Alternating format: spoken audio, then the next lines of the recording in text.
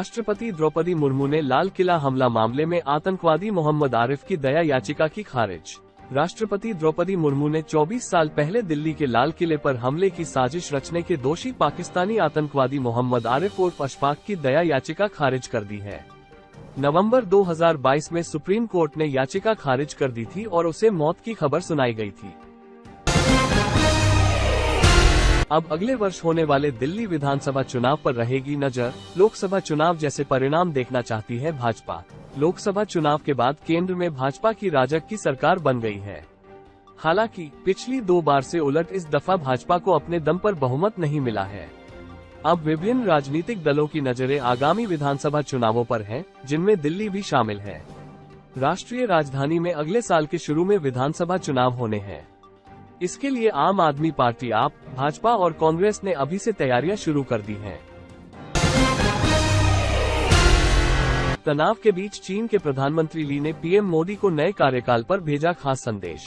चीन के प्रधानमंत्री ली कियांग ने मंगलवार को प्रधानमंत्री नरेंद्र मोदी को तीसरे कार्यकाल के लिए खास संदेश भेज और फिर से चुने जाने पर बधाई दी और कहा कि बीजिंग द्विपक्षीय संबंधों को सही दिशा में आगे बढ़ाने के लिए नई दिल्ली के साथ काम करने का इच्छुक है। पंजाब, राजस्थान और हरियाणा में इस दिन मॉनसून देगा दस्तक। आईएमडी ने जारी की अपडेट, इस बार होगी जमकर बारिश। दक्षिण पश्चिम मानसून के गुजरात में 4 दिन पहले पहुंचने के साथ उत्तर भारतीय राज्यों में लोगों को चिलचिलाती गर्मी से कुछ राहत पाने के लिए कुछ और दिन इंतजार करना पड़ सकता है, क्योंकि क्षेत्र में बारिश होने से पहले पारा 40 डिग्री सेल्सियस से ऊपर पहुंच जाएगा। कुवैत में भीषण आग से मरने वाले भारतीयों की संख्या 40 के पार। पीएम मोदी व जयशंकर ने दी प्रतिक्रिया। कुवैत के दक्षिणी मनगाफ जिले में भारतीय श्रमिकों के आवास वाली एक इमारत में बुधवार को लगी भीषण आग में कम से कम 40 भारतीय नागरिक मारे गए और दर्जनों अन्य घायल हो गए। आग बुधवार सुबह कथित तौर पर निचली मंजिल पर स्थित रसोई में लगी और तेजी से इमारत में फैल गई, जिससे कई लोग अंदर फंस गए। भीषण गर्मी का रेस्तरां कारोबार पर असर, 40% तक गिरावट का अनुमान। दिल्ली राष्ट्रीय राजधानी में मॉल के अलावा अन्य स्थानों पर स्थित रेस्तरां के व्यवसाय में इस साल गर्मियों में 25% की गिरावट आने का अनुमान है। कुछ ने इसमें 40% तक गिरावट आने की आशंका जताई है। सूरज की तपिश बढ़ने और तापमान के 40 डिग्री सेल्सियस के पार पहुंचने से लोगों का कहीं आना जाना दूभर हो गया है। निर्मला सीतारमण ने वित्त मंत्रालय का कार्यभार संभाला।